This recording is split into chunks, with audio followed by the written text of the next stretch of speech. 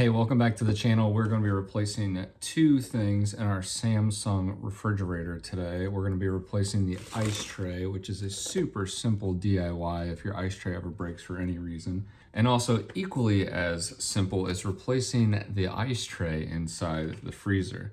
Now, our ice tray sort of malfunctioned at one point, and what happened was it started to drip out of here. It would overfill and then it would drip out of here. And then what happens is that creates some sort of ice dam underneath in the tray.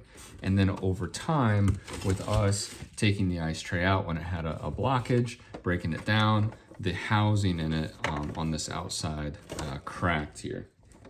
So super easy to fix. I'll leave a link in the description below on the parts that are needed. What we got to do is start by pulling that fridge out. Our door opens up into the wall, and so we have to get that fridge out of the way so we can open up it fully and remove that ice tray. Once you've got the ice tray removed, you're going to locate, there's a screw down on the left side on the inside corner there. You're going to take that screw out, which is going to reveal the electrical plug-in, and then you'll snake that out. Then in order to get this out, the ice tray, you'll notice on the top here, there are two little slots. Basically what happens is you slide the ice tray in through the top here. So the only thing that you really need to do is pull down just slightly here, and then you're going to pull towards yourself. So it's down and towards yourself, and then this will just kind of fall out of place. And then it all comes out just in one easy go. You'll take your new one and you'll replace it in the opposite manner. Stick it up, slide it back towards the back of the refrigerator.